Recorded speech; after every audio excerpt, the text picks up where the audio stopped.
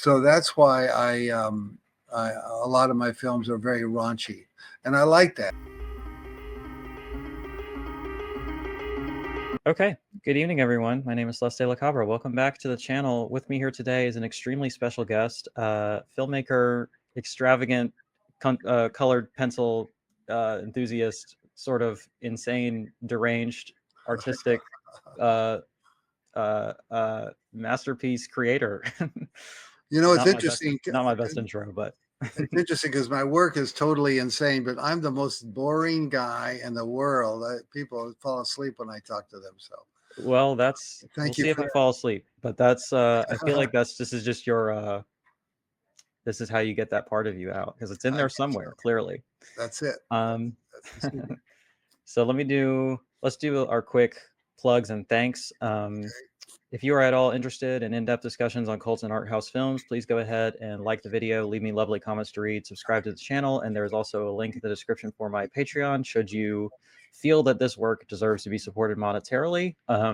Thanks again to our friend Bill Plympton for being here, and thank you to our mutual friends, Mr. Ryan Verrill, Disconnected, and Craig and Dennis, the absolute kings over at Deaf Crocodile, for making this happen.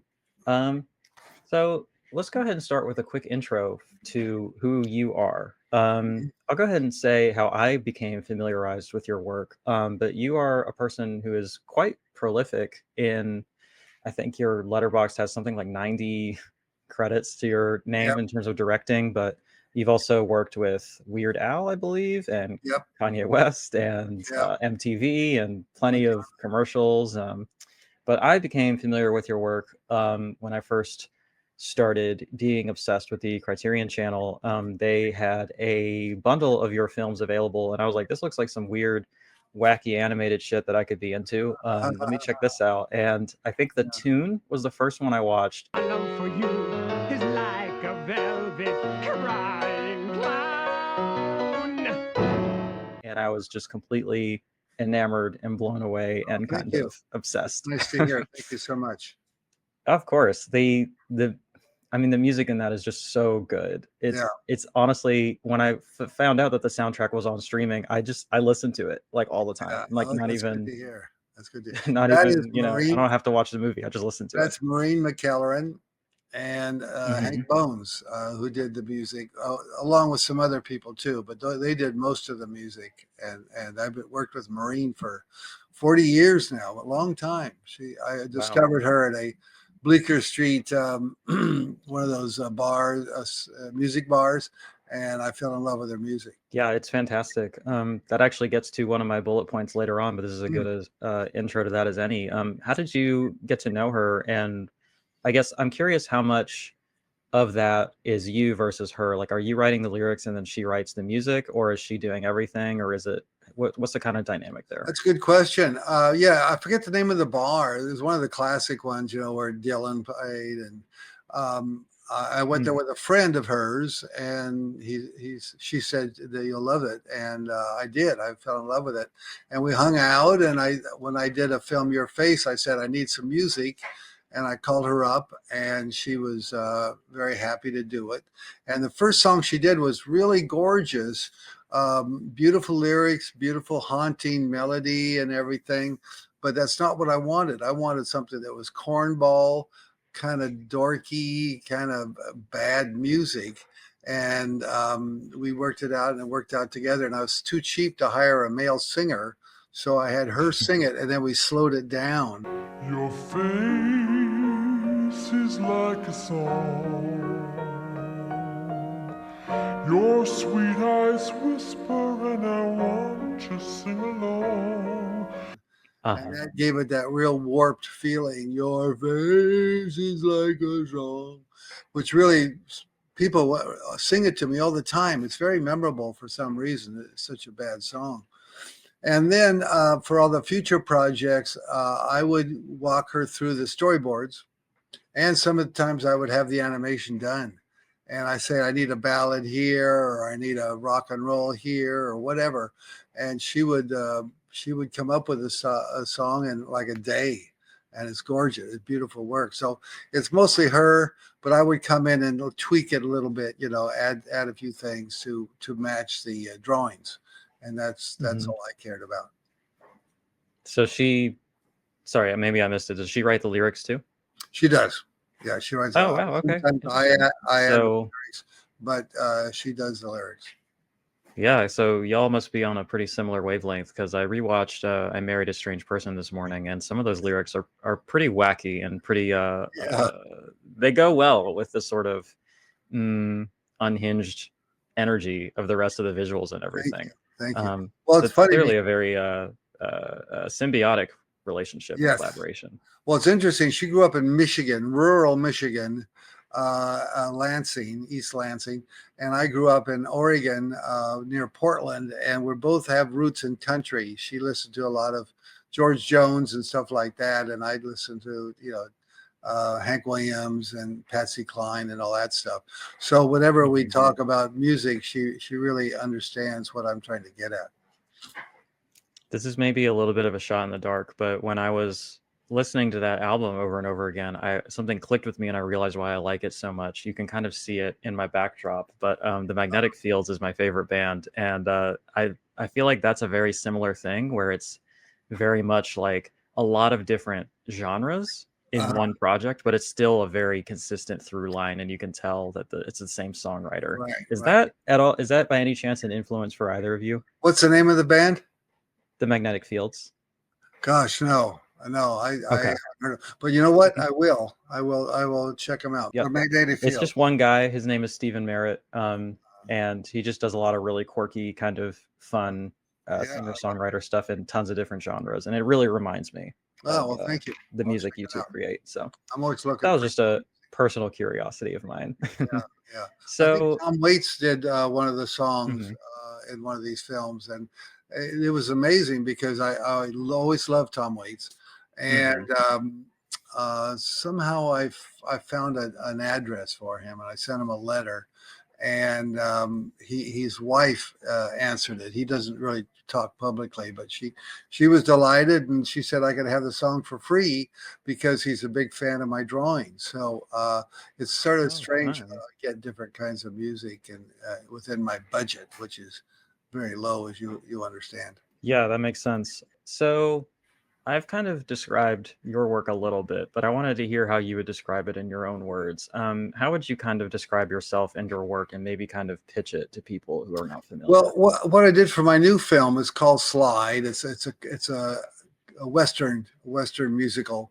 I say, what would happen if Mel Brooks was a big time cartoonist and wanted to make an animated film?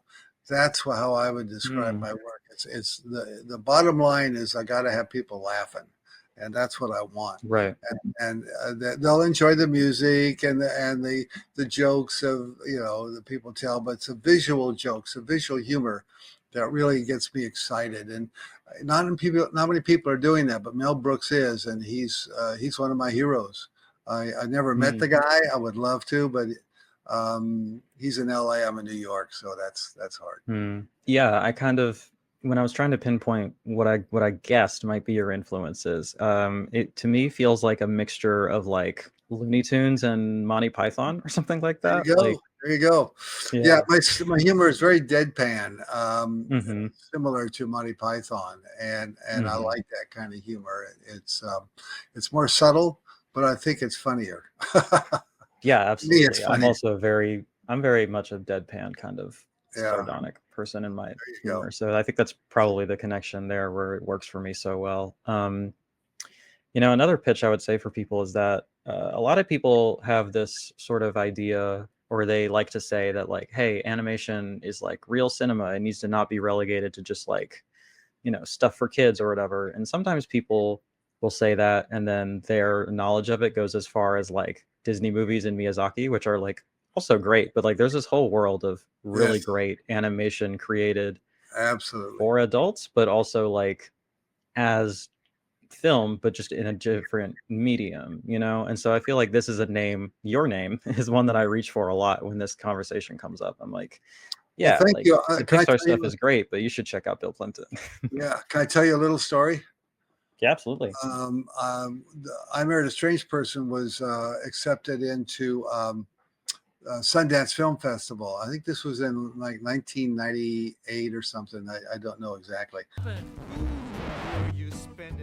Hey!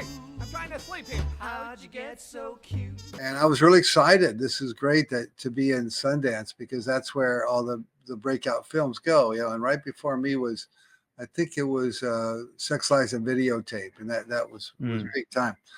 So anyway, I went there with high hopes, and the screenings went perfectly. The audience loved it. They were applauding. They laughed all the way through the film. They mobbed me afterwards. They wanted to talk to me and have autographs. So I thought, oh boy, I got a deal here. I'm going to make a deal at Sundance. And no distributors came to me. And I was very disappointed, because I knew the audience liked it. So why wouldn't they want to sign it up? So I was taking a bus ride around Sundance. If you've been there, you know that they got these shuttle buses that go from theater to theater and then to the slopes, so you can get a ski while you're watching a movie. And I saw this guy from Lionsgate on the bus, and I said, "Oh, I know this guy. I met him at a bar, or I met him at a party or something." So I went up to him and I said, I got a new film here. It's at Sundance. It's doing really well. Audience loves it. I wondered if you'd like to see it. And he said, well, Bill, I'm sorry, but I got so many films to see. I just don't have enough time in the day to watch any more films. I got a stack of stuff this high. So I was very sort of rejected and felt really bad. And I kind of wandered, away quietly. And just as that happens, the door to the bus opens, and this like 20-year-old, surfer ski dude got on, a snowboarder, and he had this knit cap on, and he had snow coming down his face. Big icebergs of snow washing down his coat and everything. And he looks at me, he says, dude, you're Bill Plympton. Wow, man. I Married a Strange Person. Rocks. You're a fucking rocker. And then he jumps off the bus and goes down the hill, and he disappears. And so the guy from Lionsgate looks at me, and he turns around and says, maybe I should check that film. And I handed him one right there. And he called me a week later and said, we want to handle your film. So that's the business. When they see animation and they see it's for adults, they figure there's no audience for it. And I Married a Strange Person really proved there was. It made a lot of money. It's the first time I ever got a royalty check from a Hollywood studio or distributor. So for me, it was this little kid, this nothing kid, changed my life. So I wish I could find the guy. I'll give him a few CDs. DVD. Hey, that's a good story and a good thing to keep in mind going forward. If you like somebody's work, you should tell them, and preferably in public in front of important people. Who knows what may come of it, right? Thank you very much. So Lionsgate distributed that, right? What's that? So Lionsgate is the one who ended up distributing. Lionsgate distributed the film, yeah, and it opened really big. Not blockbuster big, but it did really good business, and people kept watching it. So it was a good thing for me. And I guess the rights reverted back to you at some point, because I know you were selling these films on your website for a while. 8 or 9 years, I got the rights back, and it was on TV where you saw it. Hell yeah. Speaking of Sundance, made me think of this, kind of adjacent to award ceremony type things. You have won an Oscar, correct? No, I wish I nominated. I've been nominated twice. Did you actually get to attend the ceremonies? I did, and I wouldn't miss it. Okay. It's probably the most incredible party I've ever been to. It's wow. You can talk to. Do you have any fun anecdotes from the Oscar? Well, this was the Oscars. This was actually also Sundance. Robert Redford had a little soiree with just the filmmakers, no actors, no producers, no cameramen, just the directors. And I was there, and I was sort of leaning against the wall with a drink of lemonade. And this nerdy kid comes up to me. Oh my God, you're Bill Plympton. Oh wow, I've seen your film so many. With your face, how did you do that drawing? Is that a character from I would know, who is it? Who modeled it? And I said, well, you seem to know a lot about animation. You know, what's your name? He said, oh, I'm Quentin Tarantino. I have a film here called Our Dogs. And I said, oh, well, good luck. Good luck with your film. And I kind of walked away. And after the film had screened, as you know, he couldn't get away from the crowds. He was just mobbed with fans. And we're still friends. In fact, if you ever see Kill Bill and you see the beginning of the film where Uma Thurman's getting married to this guy, and that guy's name is Mr. Plympton. And I talked to Quentin. I said, where'd you get that name? He said, that's you, dude. You're Mr. Plympton. So there you go. I made That's it. interesting. Yeah, I made it on the big screen with Quentin. Well, there you go. Yeah. Well, you know, hopefully things work out for Mr. Quentin. I'm sure he has a bright future ahead. Okay, so I know we're a little bit limited on time, so let me see how fast I can get through my notes here. Okay. I tend to be a little bit long-winded. That's okay. It's going well for me. I don't mind. Awesome. That's good. That's good to hear. I'm curious to hear from you what sort of themes you would say consistently interest you and appear in your work. Going through your sort of oeuvre, as it were, and thinking about consistent through lines, I'm always interested in filmmakers who come back to similar ideas or themes or tropes. Like, I feel like you see a lot of the same things appear in, like, you know, Miyazaki, for instance, is somebody who comes back to sort of anti-capitalism and environmentalism time and time again. And Ashiro Honda is another one who's always talking about nuclear proliferation and, again, environmentalism. With your work, I've noticed a pretty consistent through line of anti-authoritarianism, of body horror, of music and sex, and just like a general, like, well, sex in particular seems to come up quite a bit, but then also just a general sort of anarchic ethos and spirit. And I didn't want to put any political prescriptions in your mouth or anything like that, but I am curious what sorts of it could be overtly political or not, sort of themes you feel you return to time and time again and appear in your work. Well, in fact, when I moved to New York around 69 out of college in Oregon, I was doing a lot of cartoons, and I didn't have any notion of becoming an animator simply because there were no animation schools. And I didn't know how to make a film. And back then, making a film was very, very expensive and very difficult. So I became a cartoonist, and I sold a lot of cartoons to the men's magazines, Penthouse, Playboy, Wee, Screw, places like that. And that's how I got my start. And so once I started doing animation about 10 years later, I had all these gag ideas that I sold to the magazines, and I turned those into films, into animated films. So that's why a lot of my films are very raunchy. And I like that. I like poking fun at puritanical stories, and I wanted to, you know, just get crazy with the sex. Also, the violence is very exaggerated, and this was actually influenced by a lot of the Japanese films at that time. They were very violent. A lot of Japanese films were extremely violent. And I didn't particularly like the violence, but I wanted to put humor with it. Humor and violence together, I think, really works for me. It really works. You know, getting hit in the head with a fist is one thing, but knocking your teeth out and your eyeballs flying and your hair goes off, and just really exaggerating it made it much more interesting violence than normal. So that's why a lot of my stuff is really over the edge, and why it's not really good for children, actually. Yeah, it's kind of like the like, I know there are parents out there who don't let their kids watch Tom and Jerry and Looney Tunes and stuff because it is violent, even though it's not particularly graphic. It still is depicting violence in a sort of cavalier sort of way. And I feel like your work kind of allows us to see the logical endpoint of that. Like, if there wasn't restrictions on, like, okay, it has to be appropriate for children, like, how fucked up and violent can we get Tom and Jerry to get, you know? Like, that's what it feels like. But And also, yeah, the sort of anti-puritanical streak is definitely absolutely present. But anyway, animation's made for this because you can do anything with the human body with animation. Exactly. Live actors aren't crazy about, you know, tearing their legs off and things like that. But with animation, there's no limits really of the violence you can do.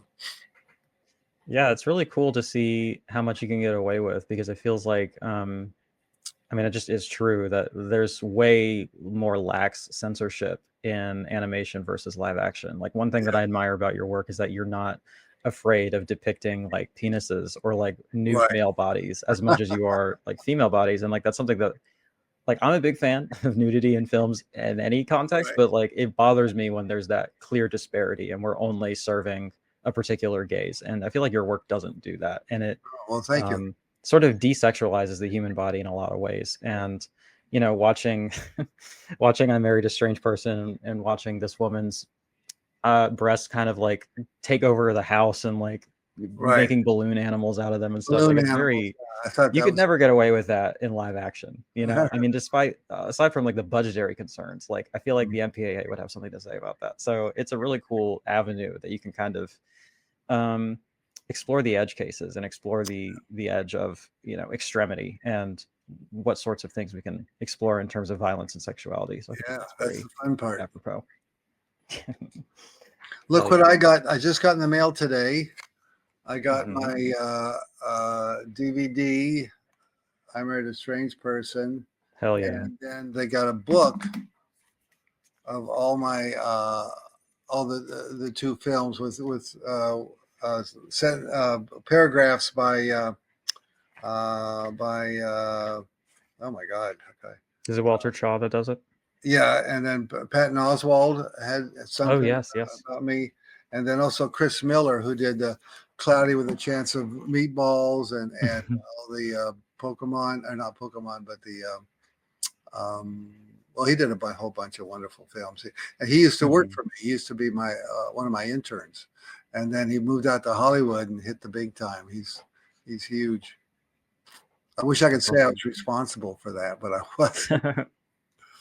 I had this question saved for the end, but I think this is a good transition. Do you want to quickly talk about those two films and those two releases, and maybe talk about the process of creating them, or like a quick pitch for each of them? Like, we've talked about Strange Person a lot already, but we haven't talked Mutant Aliens at all yet. Where some very strange things have transpired. It seems the president was eaten by some kind of giant flying nose. The first time I saw you. Yeah. And maybe a little bit of the process of getting those discs put together would be interesting. Sure, yeah. Well, this is actually how the film came about. There was a wonderful book called oh my God, queer. Oh shoot. Well, it'll come to me anyway. And it talked about this troupe in a circus that were freaks. And the way the family was freaky was because they took all these drugs and all this violent stuff. So anyway, this freaky family from the circus, that's how they made their living, by having all these kids that are totally distorted and mutant. And I thought that was a funny idea. And I thought, what would happen when the U.S. is putting all these animals into space, like dogs and monkeys and rats and mice and things like that, and they leave them out there. They never come back, and they're really pissed off. And they somehow get together. They get all their spaceships together, and they have a mad sex, interstellar sex, and then they have all these mutants, and that's what these are. These right here. These are the mutants. Mutated animals that were test creatures in space, and they want to come back to Earth and get revenge on these scientists that sent them up in space without even thinking about their own happiness. And that's the gist of it. That these scary animals are getting revenge. But it ends up that they're really friendly animals. They're not violent. They just want to come back to Earth. So, and I've never done a space film before, so I thought it'd be fun to do. It was really cool.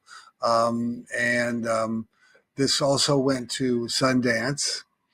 Unfortunately, the sound was screwed up because it was the first screening we had, and the sound engineer kind of screwed up when it wasn't ready.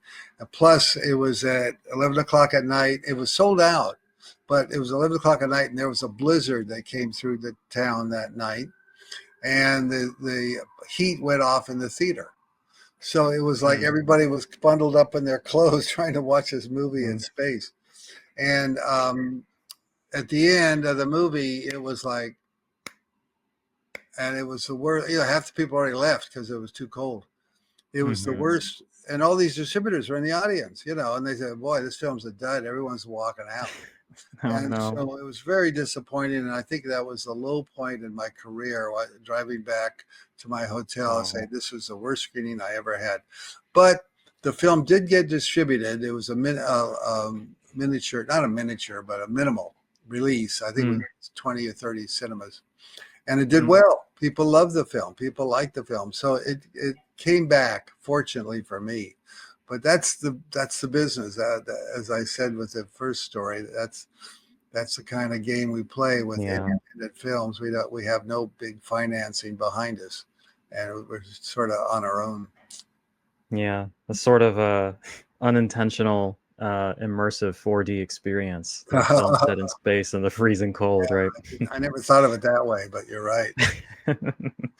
I hope now, since we can kind of have a redemption arc for this film, it'll have a much larger audience through the distribution. Yes. I'm very excited about it. Can you talk a little bit about the restorations? How do you feel they look now as opposed to when the masters were first sent off? Well, they're gorgeous. I had nothing to do with it. I think the Academy of Arts, the Oscar people have my prints now, and they take really good care of them. And they've refurbished 3 of my films, the 2 Oscar-nominated ones, Your Face and Guard Dog, and The Tune, my new feature film. So I feel like I'm in really good hands, and because I'm terrible with getting stuff cleaned and corrected. It's a lot of work, and I rather make films than clean them. Yeah, Craig over at Deaf Crocodile is a real wizard with that stuff. He kind of makes miracles happen. So I want to talk a little bit about just your philosophy or your kind of view of animation generally, because you've been doing this for a very long time. And I feel like the state of animation now is so wildly different that it would have been almost impossible to predict. We kind of have almost entirely 3D animation being put out in theaters from like really underpaid sort of gargantuan teams pumping this stuff out. And I mean, it looks beautiful, but it's kind of, I watched the new Looney Tunes movie in theaters, and it was just so refreshing and wonderful to see something 2D animated, hand-drawn in theaters again. I think that there should be space for both, and it feels like we've really overemphasized one half of this equation. That's just my personal bias, and I suspect you might agree. But in terms of the current stuff coming out now, are there any filmmakers or animators or films in particular that you have found to be in keeping with your ethos of animation or inspirational to you, or just that you enjoy in general? Yeah, I like, Don Hertzfeld. You probably are familiar with him, right? What's it called? Billy's Balloon and Rejected. Those are classics. He does great stuff. Patrick Smith is really big on YouTube, and he makes a living just doing YouTube. He doesn't do theaters or TV or anything like that, and his films are incredibly popular. Signa Bauman, who's from Europe, and she she's making her 3rd feature film now. She's already done 2, Rocks in My Pockets and my love affair with my love affair with marriage. Yeah, my love affair with marriage. Excuse me. And she's amazing because she does all the drawing herself, just like I do. Yeah. And so, and she really knows how to get those films out there. So those are things that I think are really, really important. She was going to be on my list. Rocks in My Pockets is straight up like one of the best films I've ever seen, and like so intensely vulnerable and just incredible. So that's exciting to hear that she has something new coming out. Yeah. Well, it won't You be know, coming out for a year or two. She's just starting it now. Gotcha. Okay. Well, it's something to look forward to then. Yeah. I think The Wolf House is another one. Have you seen that one? No, tell me about it. Oh, it's a film from Argentina. It's about this sort of fascist camp where they kept children, and it's like the most harrowing thing I've ever seen. It's based off of a real thing, but it's kind of an artistic interpretation of these real events. I wish I had the names of the filmmakers off the top of my head, but they're from Argentina, and it is just so beautiful. You know, some of my another favorite one- artists go are ahead. from Argentina. They have Oh, yeah? some reason, the brilliant artists coming out of there. Carlos Something Niñe, in the water, huh? yeah, and just a bunch of artists are really brilliant. Have you seen a film called Consuming Spirits by someone named Chris Sullivan? Yes, I have. Yeah, and he's good.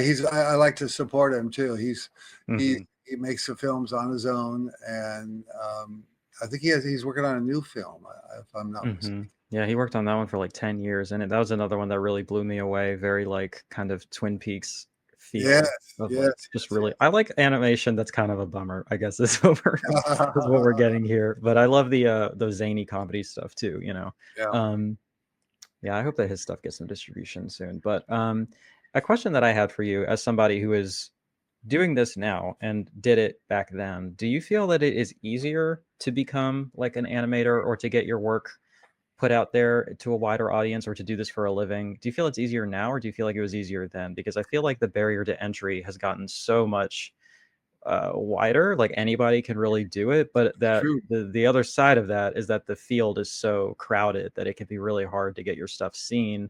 And you know, the market for it is just so, I get, like we kind of touched on earlier, like people aren't really interested in distributing animated films if they're not for kids, you know. And it feels like we've taken such smaller risks in terms of the theatrical side, where everything has to make $200 million or it's not worth doing, you know. So I feel like there's multiple things to consider, but as somebody who's literally done both, I'm curious what you think is preferable or easier. Yeah, well, I like to use all avenues of distribution, you know, theaters, and if you're in the theater, then you can get nominated for an Oscar, and if you get nominated for an Oscar, then you'll get really good distribution. And then TV is always a good spot, and then of course the internet. And the internet seems to be where all the really great films are, and I think that's a good way to make money for your film. So I try to use all of them, and I'm even more now pushing my internet distribution channels. I don't know how to do it, but I have a team that's working with me, and they're the ones that get me my films online, and we're seeing it pay off. So it's really working. That's great. Yeah. Just straight. I think that's a really great thing that didn't exist before. Just like, Absolutely. I mean, you could kind of make your own VHS tapes and distribute them, but that's still a very high cost. Whereas just like putting something up on Vimeo and like having a VOD price or whatever, like it's all going straight to the filmmaker and stuff. So I feel like the increased accessibility has really just been only a good thing. And I mean, obviously that means there's going to be a lot of lower quality stuff out there, but you know, you gotta start somewhere. And it's really cool, I think, to have people showing their talents and being able to have a line straight to their audience, you know. Yeah. My first feature film was called The Tune, and this was in '87, I believe. No, later than that. Excuse me, '91. And I did the whole film myself, just simply because I enjoyed it. It was really fun, and it got distribution through October Films. And I didn't know it at the time, but that was the first film hand drawn by one person to get distribution. And now everyone is doing it. They got their little laptops and they make a film. They got the music there. They got the voices there. It's all in this little laptop computer. And so we have hundreds of independent features every year now, which is mind-boggling when you realize when I was a kid, if I had a Disney film every 3 or 4 years, that's all they had. That's all there was to enjoy. So now it's just, we got too many. But no, I shouldn't say too many. I like it because sure, there'll be some bad films in there, but there'll also be some gems. and that's Right, exactly. I like. You can also fill increasingly smaller niches with that too. So even if I watch something and I'm like, I don't understand that, or I didn't like that at all, it might just not be for me. And maybe somebody who would have never had that representation otherwise gets to see something cool, you know? That's correct. This is maybe a basic question, but I am just curious. Hand drawing an entire feature film Mhm. like The Tune, even though it's not, it's not like a 3-hour epic or something. I think it's Right. like 80 minutes. Like that's a lot of work, right? If you had to ballpark it, how much time just straight up pencil to paper drawing do you think how many hours of that do you think it took to create that film? Well, I tried to figure that out. Some days when I have a deadline and I really want to get it done, I will get up at 6 or 7 in the morning, go right to the drawing board, draw till about 10, have breakfast, and then go to my studio, which is where I'm at now. This is my studio in Chelsea, New York. And I'll work till 4 or 5, and then I'll go home and draw until 8. So that's about 12 hours of drawing a day. And I draw on weekends. Weekends are a good time because I don't have a lot of phone calls and interruptions and things like that. So that's about 50 hours. No, more than that. 50 hours a week. Is that right? I don't have a calculator, so I don't know. Mm-hmm. But it's about 50 hours a week times 50 weeks is 250. I don't know. If I thought about it, I probably wouldn't do it. That's way too much. But it's so you still hand draw everything now, right? Even with digital tools at your disposal. That's admirable. Yeah. I said, do you still hand draw everything, right? Despite more streamlined tools at your disposal with digital stuff now. I think that's very admirable. Do the background, I do the characters, I do the middle ground, I do the movement, all that stuff. And it's fun. How does your hand hold up through some process like that? Feels great. It's it's good exercise, I think. It's good. Got good posture, I guess. Yeah. I feel like my hand would fall off after 2 hours of that, but Oh no, it's fun. All right. Well, that's actually all my questions that I had, but this was really enjoyable and insightful, I think. So thank you for doing this with me. Can I do some promotion? Yeah, absolutely. That was going to be my next point. So go for it. Okay. I have all my drawings here. You can't see them, but they're on this wall over here, a whole wall of artwork, and they are for sale if people want some original Bill Plympton drawing. Just check out studio at plymptoons.com, and you can send me a message if you're interested in your face or the Simpsons. I do Simpsons animation, and of course I have all my shorts and features are available. And it's hard to get that kind of stuff now because everybody works on an iPad, so there's no real no real paper drawing there to look at and to hang on your wall. So if people are interested, and then of course the Blu-ray. I married a strange person. I did the cover. What's this side there? Oh, yeah. And this booklet, it's amazing. They did a booklet, 40 pages about me. I mean, that's how could that happen? That's going to be exclusive to the limited edition, I believe, Yes, which is not that much higher of a price point. So it's worth it, I think. A luxury version. Yeah. That one and Mutant Aliens and The Tune are all available from Deaf Crocodile. I'll have links in the description for the storefront, their website, and also DiabolikDVD, I believe, is the hub for the limited editions. And I'll have a link for your web store as well. About what price point do you sell those prints at?